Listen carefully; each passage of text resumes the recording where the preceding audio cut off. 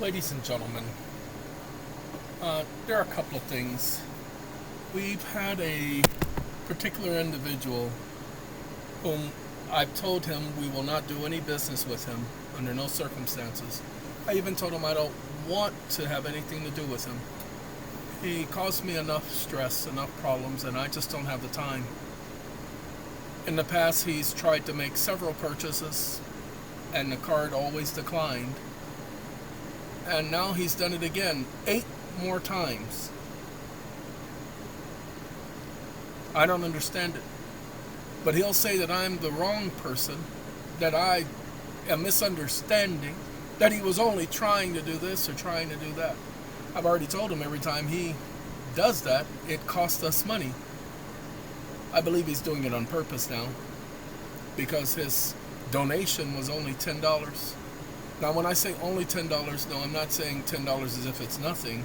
I'm saying that many repeated attempts, and he didn't try calling us to tell us, hey, I was trying to make a payment and blah, blah, blah. None of that. He has the email addresses. That's why I say I believe he's doing it on purpose. I have a dog who has parvo. Anybody ever had a dog with parvo? I never have. I've heard about it. And I didn't know, pay attention, what it was at first. Because my neighbor's dog, the one who I got the dog from in the first place, started getting sick one by one. And he was asking me, hey, is anything wrong with your dog? We didn't know it was parvo. I said, I've noticed something, but it seems to be no big deal. Okay. Then next thing you know, the dog is lethargic. So I got it some Pepto-Bismol, some electrolytes with Pedialyte type substances to calm its stomach and to give it some electrolytes, and I've been force feeding it water so that it can stay hydrated. And I'm going to keep it hydrated because that's the number one issue why dogs die. They die of dehydration with parvo.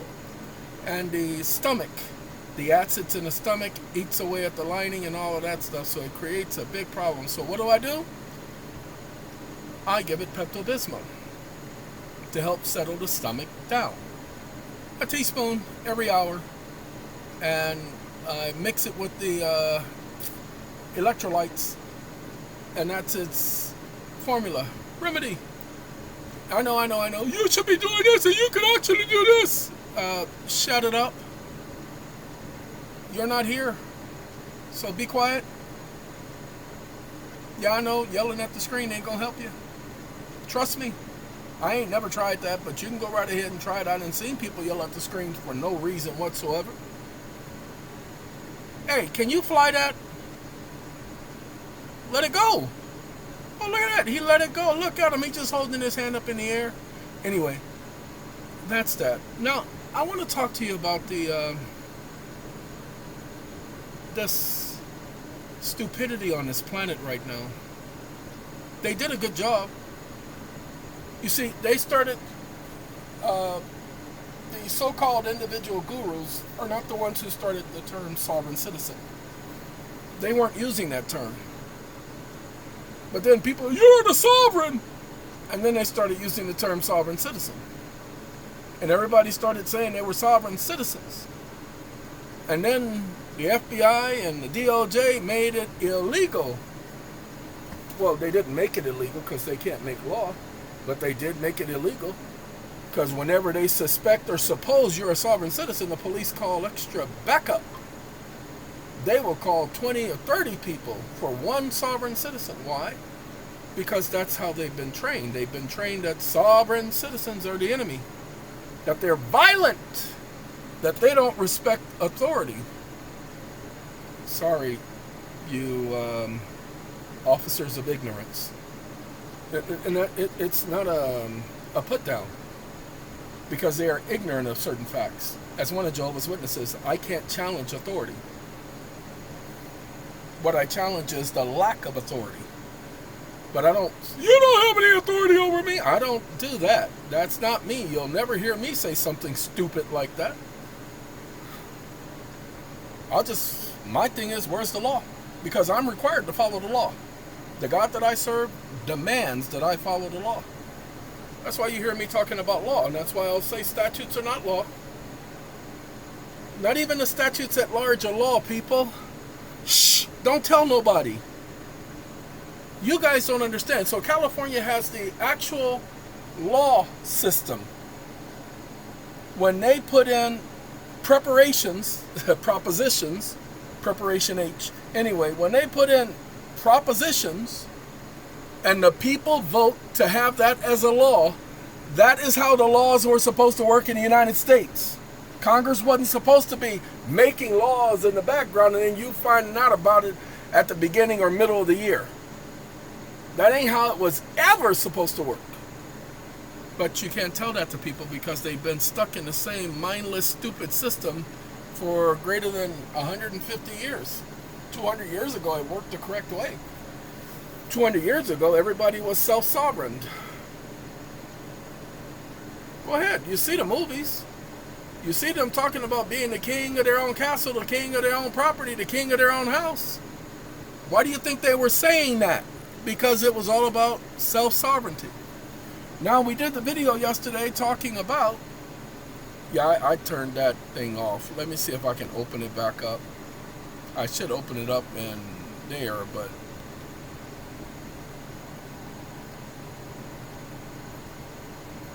We did this video. My neighbor just drove by, kicking up all this dust in his dump truck. He's got a dump truck. Oh, you know what? I just realized. Okay, because I got to get some more gravel, and I now know what we're going to use to get the gravel. Well, no, he's borrowing a dump truck, but that's one of the tractor trailer size dump trucks, the same kind that delivered the gravel to the property, and I need to get some more gravel. So we gonna be talking. I just saw him come down the street, so we gonna be talking. Yeah, the local trash truck got stuck in a ditch, and he needed to use my cables to go and pull it out of the ditch. So they owe me, because then they would have had to pay for the towing service to come do it, and that wouldn't have been cheap. All right, ladies and gentlemen, this is the Sovereign Citizen Act, where it is desirable that the sovereign citizens of our nation, so this is the Sovereign Citizen Act. I'm sorry, it's the American Citizen Act. I am an American Citizenship Day Act. So it's the American Citizenship Act, or the Sovereign Citizens Act. Sovereign citizens? Sovereign citizens are individuals who are self-governing. They govern themselves. As long as they don't unfair harm another person, then they are permitted to be about their business. Nobody can get into their business. Nobody can regulate their business. It's their business. That's what it means. These sovereign citizens, upon coming of the age of nationality, naturalization, having attained a status, everybody keeps talking about status. Ladies and gentlemen, you want the status of being an American citizen. Now, I'm going to ask the GPT a question. I'm curious.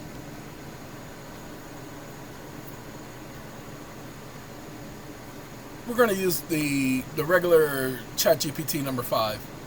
I'm not going to use one of mine. Sorry, did you know that an American citizen and a United States citizen are not synonymous? Now, Congress created the United States citizen via the 14th Amendment. There was a thing known as a United States citizen prior to the 14th Amendment. Generally one who was a member of the body politic, a member of the several states, secured rights by the Constitution. A United States citizen is a statutory designation created by Congress. The 14th Amendment, Section 1, declares all persons born or naturalized in the United States, subject to the jurisdiction thereof, are citizens of the United States or citizens of the state wherein they reside. Ladies and gentlemen, this is a constitutional citizen. This is a statutory citizen. One is created by statute. The other one is created, pay attention, by operation of law. The Supreme Court has repeatedly distinguished these two statuses. In the slaughterhouse cases, the court stated that there are two distinctions between citizens of the United States and citizens of the state. U.S. versus, what is it, Crux Bank. The court affirmed, we have in our political system a government of the United States and a government of the several states. Each one of these governments are distinct from the other, and each has citizens of its own. Maxims of law. The maxim of law is the express mention of one thing implies the exclusion of another. Thus, the two terms are not synonymous. That's what I wanted to hear. Ooh-wee, that's why I said it's not synonymous. So, let's do this. We got to go to Poe.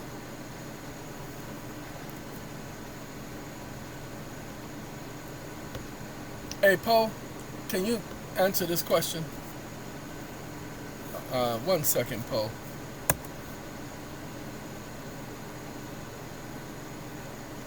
It didn't copy the whole thing, so I gotta let it go.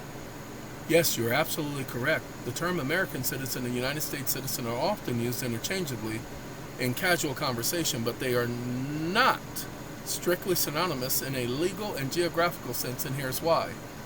American citizen refers broadly to individuals who are citizens of any country in the Americas. Thank you. Do you understand? America is not just the United States of America. Okay? That means Canada, Mexico, Brazil, Argentina, and other nations within the Americas. Those are American citizens. Shh, don't tell nobody. That's what a Native American is. It's not native to North America. That's a specific group. But native to America, meaning South America included. Shh, don't tell nobody. United States citizen refers specifically to individuals who hold citizenship in the United States of America. Now, let me correct it. Wake up.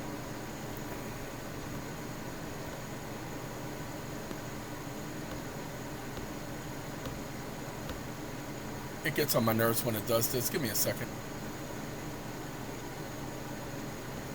You made a mistake.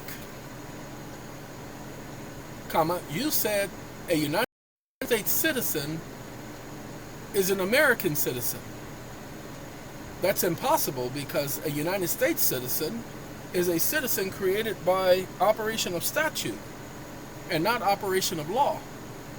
Period. While it is clear that a United States citizen was created by Congress, a citizen of the United States existed prior to the creation of the 14th Amendment. Period. The 1866 Civil Rights Act references citizens of the United States, identifying the class, group, and or category. Period. The 14th Amendment acknowledges, United States citizens. The two are not synonymous, and they are not synonymous, either of them, with an American citizen. Period. An American citizen derives their status from the Constitution, as expressed in the following.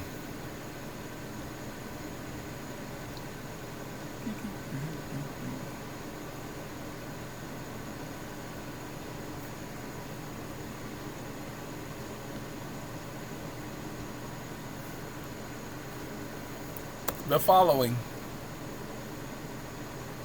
colon,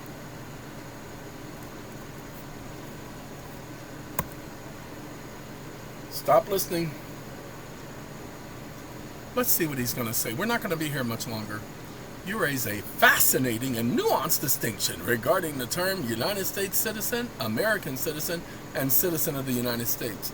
Ladies and gentlemen, if you hear these terms in the news, they'll say that they mean the same thing, but they do not, particularly in the context of historical and legal framework. Now let's elaborate on the distinctions. United States citizen versus a citizen of the United States. The 14th Amendment of the Constitution ratified, it wasn't properly ratified. in 1868 explicitly created the concept of a United States citizen. Prior to this, citizenship was understood at the state level, where the individual was considered a citizen of their respective states, citizens of the state. However, a United States citizen, as defined by the 14th Amendment, is a statutory creation, meaning it was codified into law by Congress. Specifically, the 14th Amendment, Section 1, which states all persons born or naturalized in the United States or subject to the jurisdiction thereof are citizens of the United States and of the state wherein they reside. Dual citizenship. This means that a United States citizen is a federal designation, distinct from state citizenship, which existed before the 14th Amendment. Now, citizen of the state pre-14th Amendment. Before the Civil War and the 14th Amendment, citizenship was primarily understood as being tied to the individual state. For example, people of the state of Virginia or were citizens of the state of Virginia or citizens of New York. And the federal government recognized their status under the framework of the Constitution. However, in 1866, with the Civil Rights Act, which preceded the 14th Amendment, recognized this distinction as it stated all persons born in the United States and not subject to any foreign jurisdiction excluding Indian not taxed is hereby declared to be a citizen of the United States. Go back and read it for yourself. They're very clear on that, but they say the 14th Amendment came from the Civil Rights Act of 1866, which is impossible because the actual term was not United States citizen, it was citizen of the United States. Why? Because the 1871 Act, go ahead, it's called the Organic Act, 1871, February 21st, 1871, Congress created the corporation known as the District of Columbia. It was created to be a corporate body politic. It's a corporation, and the corporation needed subjects. The term American citizen, which is much broader and can refer to individuals deriving their status from the Constitution or from their natural association with the Americas as a whole. However, in the context of my argument, an American citizen appears to refer to a class of sovereign individuals whose citizenship is rooted in the Constitution itself and not derived from statutory law like the 14th Amendment. The 1940 Joint Resolution, I Am an American Day Act, emphasized the recognition and celebration of American citizenship as a profound sovereign status tied to the idea of the Republic for the recognition and observance and commemoration of American citizenship. This proclamation suggests a broader, almost philosophical status tied to sovereignty, self-governance, and constitutional principles, distinct from the statutory United States citizen created by the 14th Amendment. I'm not going to read the whole thing. Ladies and gentlemen, do your research. Don't let the system lie to you. Do your research. Do your research. Do your research. The video I did last night, an hour long, goes into detail about this. Do your research. I gotta go. It's been a long day, and I gotta go in about 15 minutes and go and dose the dog again. So, we'll talk to you later. Have a good day, have a good night, have a good time, have a good bye.